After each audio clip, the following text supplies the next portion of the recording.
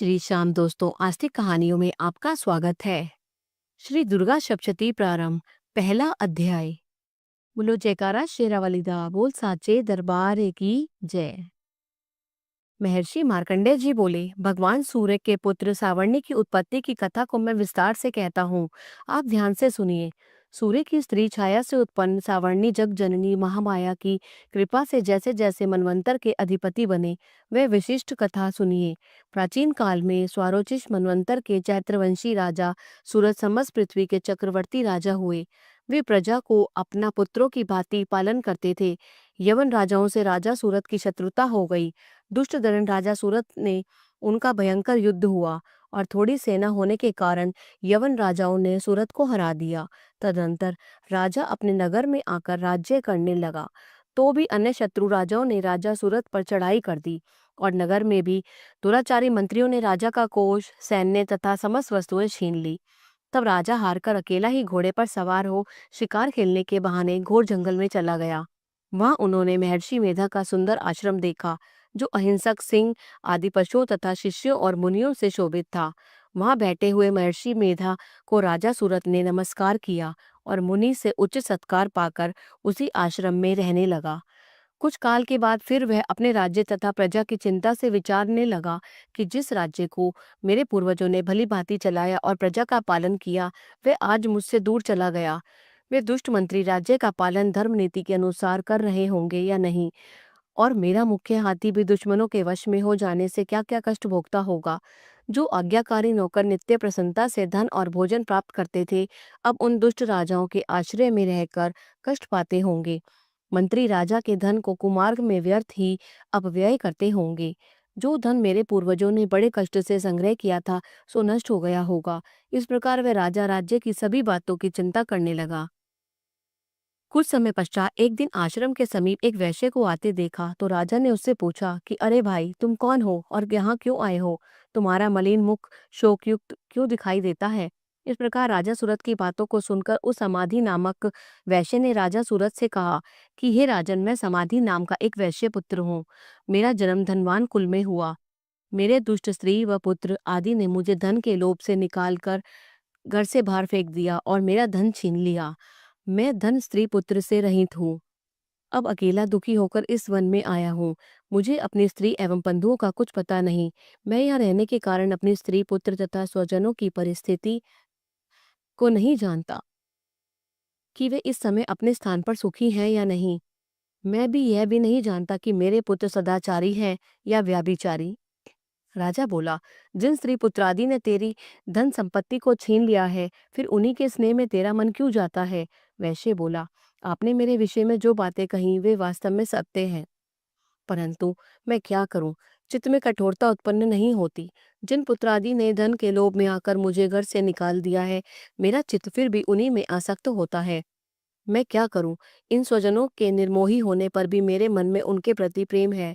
मार्कंडेय ऋषि बोले, हे द्विजश्रेष्ठ। तत्पश्चात राजा सूरत और समाधि वैश्य दोनों मिलकर मेधा मुनि के आश्रम समीप जानकर प्रणाम करके बैठ गए और मेधा ऋषि से कथा प्रसंग करने लगे। राजा बोला, हे भगवान, मैं आपसे एक बात पूछना चाहता हूँ, आप कृपा करके बताओ। हे महाराज, मेरा मन वंश में है और इससे मुझे दुख है। गए हुए राज्य तथा अन्य सभी स्त्री पुत्र बांधवों की ममता मुझे अभी तक बनी हुई है। हे मुनिश्रेष्ठ, यह जानते हुए भी मेरा स्नेह उनसे अज्ञानियों की भांति विशेष बढ़ता जाता है और इस समाधि वैश्य को इसके स्त्री पुत्रादि ने त्याग दिया है तथा इसे घर से बाहर निकाल दिया है। यह भी मैं उनमें अत्यंत आसक्त रहता है। इसी तरह हम दोनों बहुत दुखी हैं। हे महाभाग, उनके दोषों को जानते हुए भी हम दोनों का हृदय उनके प्रति ममता में आसक्त रहता है। इतना ज्ञान होते हुए भी ऐसी ममता क्यों है? हम दोनों को अज्ञानियों की भांति मूर्ता क्यों उत्पन्न हो रही है? महर्षि मेधा ने कहा, समस्त जंतुओं को जानने योग्य ज्ञान होता है। हे महाभाग, सभी प्राणी पृथक पृथक होते हैं। कोई दिन में नहीं देखते तो कोई रात्रि में नहीं देखते, और कोई दिन रात्रि में समान दृष्टि से देखते हैं। पुरुष ज्ञान युक्त है, ये सत्य है, इसमें संदेह नहीं। केवल इसमें ही नहीं, सभी पशु पक्षी मृगादि में भी मनुष्य की भांति ही ज्ञान होता है। ये स्थूल ज्ञान होता है, जो मनुष्यों में आहार आदि की इच्छा उत्पन्न करता है। वैसे ही पशु पक्षी आदि में आहार विहार, निद्रा और मैथुन आदि की इच्छा उत्पन्न होती है। ज्ञान होने पर भी पक्षियों को तो देखो, भूखे होने पर भी ममतावश अपने बच्चों को चोंच में स्नेह से चूगा देकर प्रसन्न होते हैं। हे राजन, मनुष्य भी अपने पुत्र पौत्रों से इसी भांति बर्ताव करते हैं। वे पालन पोषण इस इच्छा से करते हैं कि जब हमारी वृद्धावस्था आएगी तब हमारा पालन पोषण वे करेंगे। क्या तुम यह नहीं देखते कि पुत्रादि उनका भरण पोषण ना भी करें तो भी माता पिता तो करते ही हैं, क्योंकि विश्व की स्थिति को रखने वाली महामाया के प्रभाव से वे मोह के गड्ढे में डाल दिए गए हैं। इसमें कोई आश्चर्य नहीं है, क्योंकि यह भगवान विष्णु की योग निद्रा है, जिससे संसार मोहित हो जाता है। यही भगवान की महामाया है। वह भगवती देवी बड़े बड़े ज्ञानियों के चित्त को जबरदस्त खींच कर मोह में डाल देती है। इसी देवी ने ही चराचर विश्व को उत्पन्न किया है, और यह देवी प्रसन्न होकर भक्तों को वरदान देती है, जिससे मुक्ति मिलती है। वही मुक्ति भी परम हेतु सनातनी ब्रह्म ज्ञान स्वरूपा विद्या है। राजा बोले, हे भगवान, आप जिसे माँ माया कहते हैं वह कौन सी देवी है? वह देवी कैसे उत्पन्न हुई और उसका कार्य क्या है? उसका स्वभाव स्वरूप उत्पत्ति आदि के विषय में सुनना चाहता हूँ, सो आप इस वृतांत मुझे सुनाइए। ऋषि ने कहा, वह देवी नित्य है और चराचर में व्याप्त है, तथापि उसकी उत्पत्ति अनेक भांति से है। उस कथा को तुम मुझसे सुनो। यह भगवती देवताओं के कार्य सिद्ध करने के लिए उत्पन्न होती है और अजन्मा होकर भी उत्पन्ना कहलाती है। जब भगवान विष्णु संपूर्ण विश्व को त्याग अनंत जल में ही जल करके योग निद्रा में शेष शैया पर शयन कर रहे थे, उस समय विख्यात मधु और कैटभ नाम के दो घोर असुर भगवान विष्णु के कान की मैल से पैदा होकर ब्रह्मा जी को मारने को तैयार हुए। ब्रह्मा जी विष्णु भगवान की नाभि कमल पर स्थित थे। उन दोनों भयंकर असुरों को मारने को आते देखकर और भगवान विष्णु को सोता हुआ देखकर ब्रह्मा जी योग निद्रा की प्रश्नार्थ एकाग्र मन से स्तुति करने लगे, जिससे कि भगवान विष्णु के नेत्रों से भगवती योग माया अपना प्रभाव हटा ले और भगवान जाग पड़े।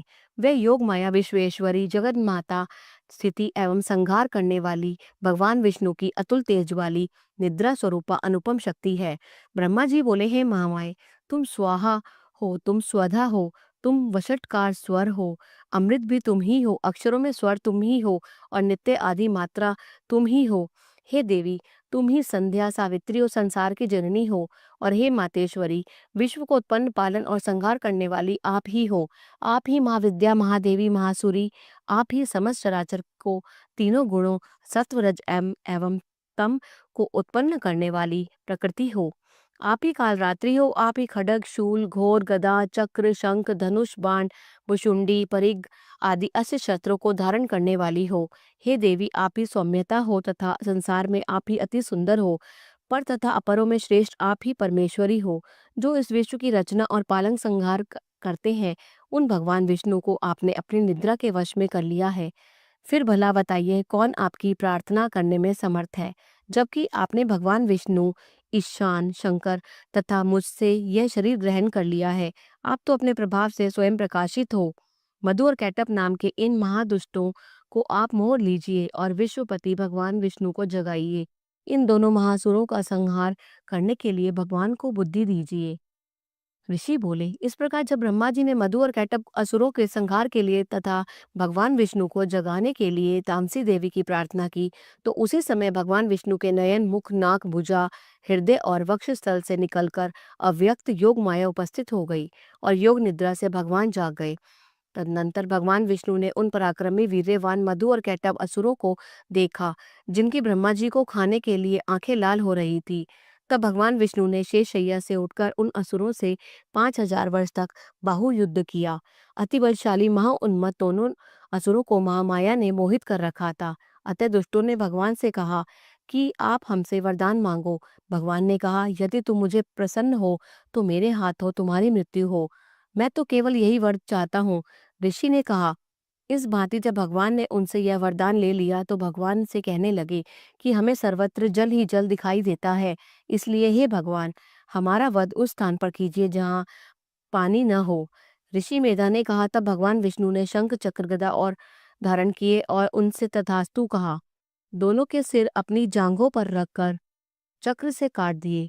इस प्रकार यह महाया देवी श्री ब्रह्मा जी की प्रार्थना करने पर स्वयं उत्पन्न हुई। और हे राजन, मैं अब इसके प्रभाव को बताती हूँ, आप ध्यान से सुनिए। जय माता की। पहला अध्याय संपूर्णम। दूसरा अध्याय।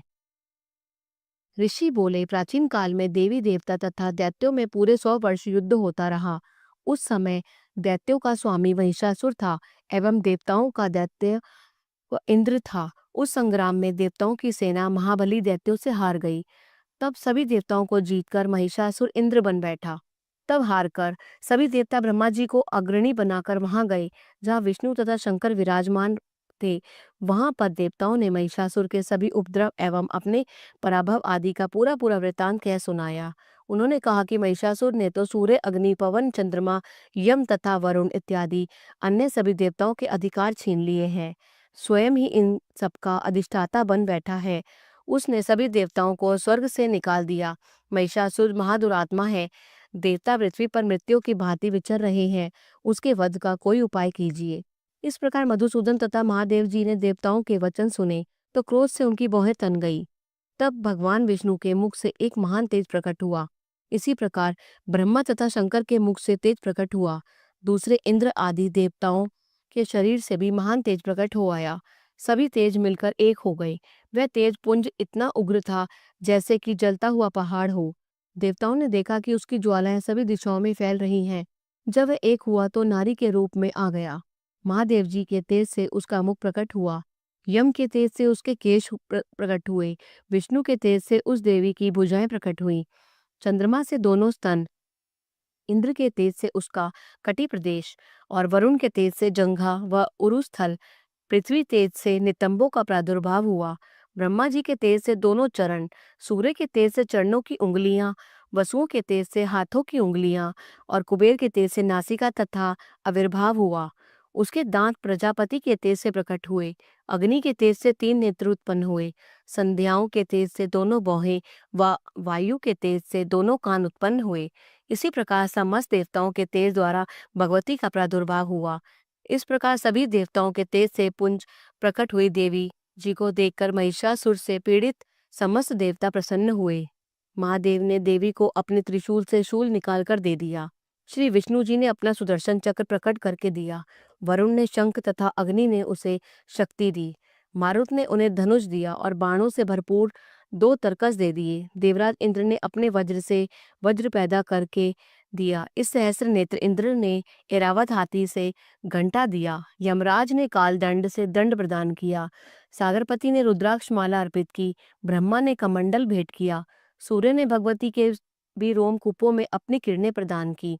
काल ने तत्काल तलवार निकालकर और उत्तम ढाल अर्पण की। क्षीर सागर ने हार तथा कभी न पुराना होने वाला 2 वस्त्र भेंट किए। इसी प्रकार चूड़ामणि, दिव्य कुंडल तथा 2 कड़े भी भेंट किए तथा चमकता हुआ अर्धचंद्र, सभी भुजाओं के लिए बाजूबंद, चरणों के लिए नुपुर और कंठ के लिए सर्वोत्तम कंठुला भेंट किया। इसी प्रकार सभी उंगलियों के लिए जड़ित मुद्रिकाएं प्रदान की। विश्वकर्मा ने निर्मल परशु भेंट किया और अनेक रूपों वाले अस्त्र, अभेद कवच, मस्तक तथा गले में धारण करने के योग्य कभी न कुम्हलाने वाली कमलों की माला दी। जलधि ने उसे बहुत सुंदर कमल दिया। हिमालय ने वाहन के लिए सिंह और भी अनेक प्रकार के रत्न भेंट किए। कुबेर ने सुरा से भरपूर पात्र दिया। सभी नागों के स्वामी एवं पृथ्वी धारण करने वाले शेष जी ने महामणियों से सुशोभित नागहार दिया। इसी प्रकार सारे देवताओं ने भी भूषण एवं आयुधों के द्वारा देवी जी का सत्कार किया। तत्पश्चात भगवती ने अट्टहास करके ऊंचे स्वर में गर्जना की। उसके भयानक नाद से सारा आकाश भर गया। तब देवगण प्रसन्न होकर उस सिंहवाहिनी देवी की जय जयकार करने लगे। मुनियों ने भक्ति भाव से नम्र होकर देवी जी की स्तुति की। इधर देवताओं ने शत्रुओं ने सारी त्रिलोकी को शोभग्रस्त देखा। तब तो वे अपनी सारी सेना को कवच आदि से तैयार कराकर अस्त्र शस्त्र लेकर झट उठ खड़े हुए। महिषासुर क्रोध में आकर बोला, अरे ये क्या हो रहा है। इतना कहकर सभी दैत्यों के साथ घिरकर उस सिंहनाद की ओर भागा। वहां जाकर उसने तीनों लोगों को अपने तेज से प्रकाशित करती हुई देवी को देखा। उस देवी के चरणों के भार से पृथ्वी दबी जा रही थी। माथे के किरीट मुकुट से आकाश पर रेखाएं पड़ती जा रही थी। उसके धनुष की टंकार से सातों पाताल क्षोभग्रस्त थे और हजारों भुजाओं से भी सभी दिशाओं को ढककर देवी खड़ी हुई थी। देवी जी के साथ उन दैत्यों का युद्ध आरंभ हो गया। नाना प्रकार के अस्त्र शस्त्रों के प्रहार से 10 दिशाएं भर गईं। महिषासुर का सेनापति उस समय चिक्षुर नाम का एक महान दैत्य था। देवी जी के साथ उसी का युद्ध होने लगा। इसी प्रकार अन्य दैत्यों को तथा चतुरंगिनी सेना को साथ लेकर चामर भी युद्ध करने लगा। 60,000 रथियों को साथ लेकर उद्रग महादैत्य भी युद्ध में प्रवृत्त हो गया। महाहनु दैत्य 5 करोड़ रथियों के साथ युद्ध में आ गया। 60 लाख रथियों से आवृत वाशकल दैत्य युद्ध में उतर पड़ा। पारिवारिक दैत्य हाथी एवं घोड़ों को अनेक सवारों के समूह से घिरा हुआ रथियों को साथ लाकर देवी जी के साथ युद्ध करने लगा। उस रणांगन में स्वयं महिषासुर भी रथों, हाथियों एवं अश्वों की सेनाओं से घिरा खड़ा था।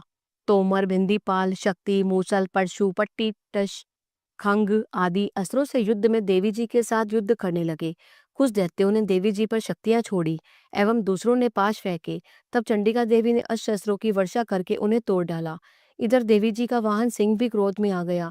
अपनी गर्दन के बाल हिलाता हुआ दैत्यों की सेना में इस प्रकार घूमने लगा जैसे कि वन में अग्नि फैलती जा रही हो।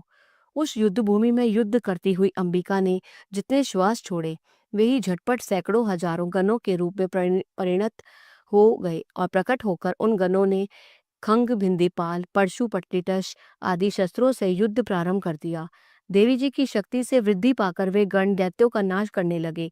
साथ में दूसरे गण नगाड़े, शंख आदि बजाने लगे। महती प्रसन्नता देने वाले उस युद्ध रूप उस उत्साह में कुछ एक ने मृदंग बजाए। तब देवी जी ने त्रिशूल, गदा और शक्तियों की वर्षा से तलवार आदि शस्त्रों से सैकड़ों महान असुर मार डाले और दूसरे कितने ही दैत्यों को घंटा के भयप्रद नाद से मूर्छित करके मार कर गिरा दिया। मरे दैत्यों को पाश से बांधकर पृथ्वी पर घसीट डाला। कितने तो गदा की चोट से घायल होकर पृथ्वी पर सो गए। मूसलों के प्रहार से एक रुधिर वमन करने लगे एवं कई एक शूल द्वारा वक्ष स्थल फट जाने से पृथ्वी पर सो गए। कितने ही दैत्य बाणों की वर्षा द्वारा युद्ध करते हुए प्राण छोड़ने लगे और कितने ही दैत्यों की भुजाएं कट गई। कितनों की ग्रीवाएं छिन्न भिन्न हो गई। कई दैत्यों के सिर कट गए, कुछ मध्य से विदीर्ण हो गए। कुछ दैत्यों की जंघाएं कट गईं और वह पृथ्वी पर गिर गए। और कुछ एक दैत्यों को तो एक भुजा, एक आंख और एक पांव वाला करके दो टुकड़े कर डाला। मार मार कर गिराए हुए रथी, हाथी, घोड़े एवं असुरों की लाशों के द्वारा जहां महायुद्ध हो रहा था, माँ की पृथ्वी इस प्रकार भर गई कि वहां पर आना जाना कठिन हो गया। वहां सेना एवं असुरों के रुधिर बहने से रुधिर की बड़ी बड़ी नदियां बहने लगी।